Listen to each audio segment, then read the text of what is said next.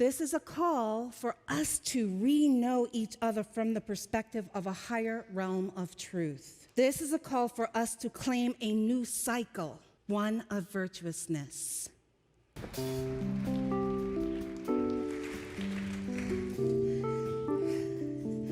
Turn it around. Oh my goodness gracious. You guys sound so good. Woo! Now I'm out of breath because I was like over there just singing and dancing. Okay. So grateful, so grateful. So here we are. We've been talking about appreciation and devotion this month. And last week we tackled appreciation. And really, how do we be in appreciation for all the things that happen in our lives while also dealing with issues as they come up with an air of curiosity? We affirmed that much of our anxiety can be soothed by being in this attitude of, we'll see. And so this Sunday, what we're going to do is we're going to look at how being in devotion to others and ourselves can be a way forward for our highest good. Now, I don't know about you, but we've been conditioned to believe that someone that is shining brightly, standing in their power and authority, is somehow a threat to us. In this mindset, we find reasons to pick out, are they really who they say they are? We nitpick at things that might be a little bit of an issue there. And then we collude with others into proving that this shiny light is really a flashlight in disguise. One only has to look at our heroes and celebrities to see this vicious cycle play out in our society. Britney Spears, beautiful, talented, successful. From the time that she was 10 years old, she's been in show business and yet has been the brunt of criticism, paparazzi stalking, and ridicule. Carl Lentz, megachurch celebrity pastor. And there have been extensive stories of sexual abuse and abuse of power and misconduct under his pastorate of Hillsong, New York City. And he's become the recent poster boy for religious abuse of power. Matt Chandler, a mega church pastor again from Village Church in Flower Mound, Texas. And he was kicked to the curb after the church leader's lawyer determined that Chandler violated the social media policy. How did he do that? By exchanging inappropriate messages with another woman who wasn't his wife. Did all their contributions, whether it's song or performance or teachings, mean anything? You see, in each of these high-profile individuals, there has been criticism and tearing down of the individual. There is a sense of righteous indignation for their failures, which proved they weren't truly heroes, but imposters. We overlook the fact that these individuals were a light for so many. We overlook the fact that the use of their gifts have been amazing contributions. We overlook the fact that they missed the mark, that they may have been in error, but that doesn't make them failures. It doesn't make them any less divine. As a society, we want our pound of flesh for their immorality, for their mistakes, for their weaknesses. And we inaccurately believe that someone else's downfall means there is more room at the top for us. Their downfall means we don't have to look at our own mistakes. Let's face it, we all make mistakes. We all make mistakes. We just didn't get caught publicly. And we sit in our chairs and judge how stupid they could be for being busted for their actions, while feeling smug about how clever we are. We miss the fact that being critical of another and elated for their demise is not of oneness. It's not of kindness. It's not of love. It's not of grace. So let's talk about criticism for a little bit. What's the definition? The definition says it's an expression of a disapproval of someone or something based on our perceived faults or mistakes. But really, it's their perceived, right? Faults and mistakes. And where do we get these faults and mistakes? Where do we get the idea of what is a fault and what is a mistake? Well, we get it from our upbringing. We get it from our family systems. We get it from societal labels of what's moral, what's depraved. And let's be clear, these morals are not what God desires of us. These morals are not what God desires of us. It's not God's code of conduct. It's our patriarchal forefathers' laws as they described what they thought God would find acceptable or unacceptable. From the book, The Kingdom, written by Paul Selig, we get to hear from beyond the realm. Quote, we will tell you what heresy is, and very simply put, it is the denial of the divine, not the acceptance of it. To deny the divine in your fellows is an act of heresy, and to deny it in yourself must be the same. So when you talk to your friends about Rev Sheree talking about this talk, please do not say she is advocating lawlessness, because I'm not. But what I am saying is that this is now a call for us to be in devotion to oneness. And when we're in devotion to oneness, that means that we are in devotion to each other, to divinity. We have lived in a world where we have witnessed the history. We've witnessed it long enough to know that anything that we go to war on, what happens to it? It increases. That's correct, it increases. So you tell me, war on drugs, success or failure? Failure, right? We have a huge epidemic, an opioid epidemic.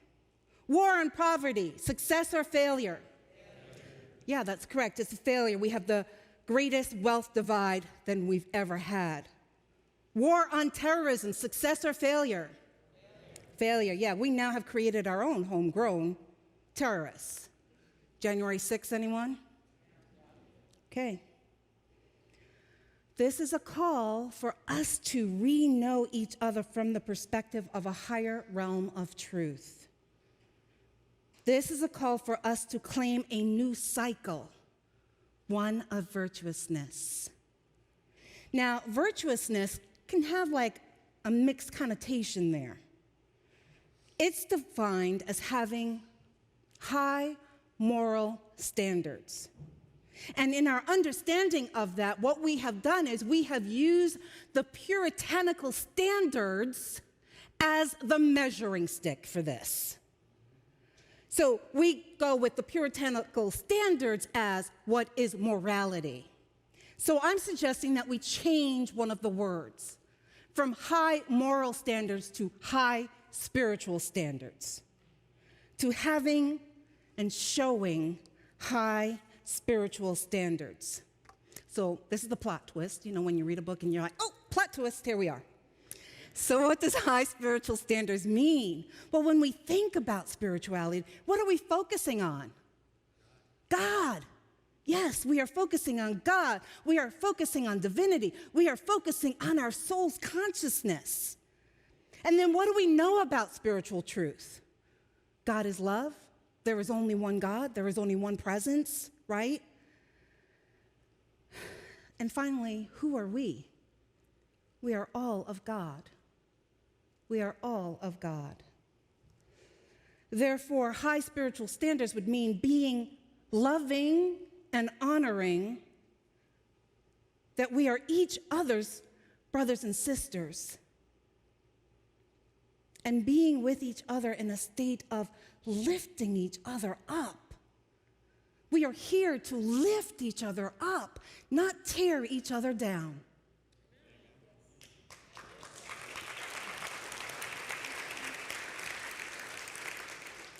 This would mean, if we're being virtuous from this new definition, that we would be compassionate with each other.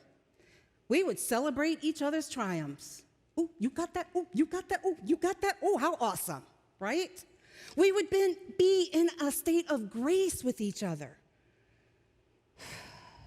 We would see their triumphs as our triumphs. We would be in a state of grace with each other, a state of forgiveness with each other, a state of give it another try. Come on, pick yourselves up. Let's do this together. Spirit reminds us of who we have come to be in this next evolution of consciousness. Imagine this. You are not separate from your brother. You believe yourself to be. The light that you are in embodiment knows this well. I am as of my brother. And because you lack separation at this level of accord, the vibration of your being greets the vibration of the being before you, lifts her, lifts it, lifts him to its true nature. Now, you are not fixing. You are not fixing, nor are you spiritualizing them. You are simply knowing them.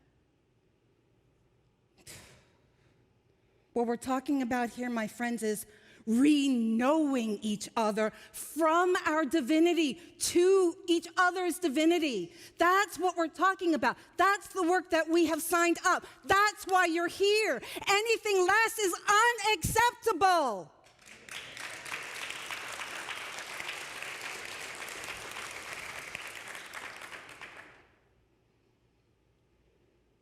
So this concept of oneness is not a thought. It's an action. It means that we are willing to be in devotion and create from devotion, not create from separation. So let's talk about devotion for a minute. It has multiple definitions. First one is defined as love, loyalty, and enthusiasm for a person, activity, or cause. So that would mean from our new understanding of virtuousness, we would be loving, loyal, and enthusiastic for every person's good. Could you imagine walking into a room and knowing, ooh, they want the best for me. Ooh, they're there for me. Ooh, they're loyal. Devotion can also mean religious worship or observance. So I'm going to just take religious out because of religious has so much negative connotation to it, and I'm going to replace that with spiritual. So then devotion becomes spiritual worship or observance. And from our understanding of high spiritual standards, we would be spiritually worshiping each other. Spiritually worshiping each other. That would mean I'm speaking from my divinity to your divinity. Devotion is also defined as prayers or religious observances. Once again, taking out religious and saying spiritual observances. And from this perspective, it would mean that being in devotion to each other means holding the high watch, holding the sacredness of each person. Suddenly, we are now in a new way of being. We are practicing devotion to everyone on the planet. We are devoted to each other's well-being. When we are in this mindset, we're no longer plagued by jealousy, resentment, unforgiveness. We are no longer looking to the imperfections to criticize. We are no longer afraid that someone's success means we are failures. I know you can tell I'm really emotional about this because I believe this is how we can show up with each other. I believe this is how we walk in integrity. I believe this is how we align with God. And this new paradigm allows us to walk in alignment and integrity with divinity. We now understand that another's joy and success is for our highest good too. We are simply honoring the truth in each other. This, my friends, is a shift. It's a paradigm shift, but it's also a change in our frequency. We are moving from resonating with our patriarchal societal rules of an eye for an eye. We're moving from that to resonating in our divinity. And this shift in frequency is going to change us all at depth. And the exciting thing is, it will change those around us as well. So here's what this author has to say about the shift. Being the frequency of love allows us to accept all things as possible and accept each other as worthy. Loving unconditionally means you value all human life unequivocally. It's about valuing all life, regardless of religion, race, culture, ethnicity, political party. And now usually, when I'm talking to somebody on this level, I get the question, what about the murderers? What about the rapists? What about the evil ones? And I believe that everyone is accountable for their actions. And I also believe in redemption and transformation. Our purpose for being here in this incarnation is to be the frequency of love, not the frequency of judgment, not the frequency of criticism. We are here to be the frequency of love and to be in forgiveness. Does it feel awful when something happens to us that hurts us? Yes.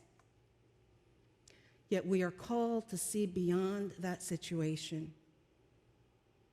Yes, we will feel the pain, we'll feel the sadness, maybe even devastated, but we don't stay there. We don't stay there. Because if we did, then we're in the victim role, blaming someone else for our lives. It's in the forgiveness for ourselves and for others that miracles really do happen. Imagine, just because you exist, you deserve unconditional love. Just because you're breathing, you deserve unconditional love. Just because you woke up this morning, you deserve unconditional love.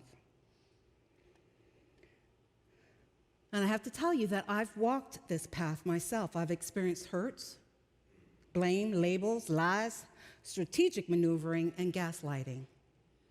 And I've had to make a conscious choice in how I choose to be in the world. I am here to be in devotion to the best of my abilities with everyone that I connect with.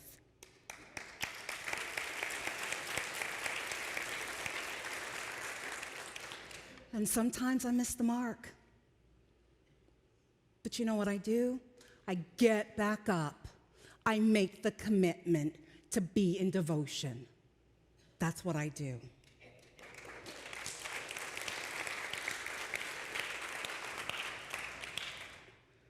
So I believe that it's in our devotion to each other that we show our devotion to Spirit.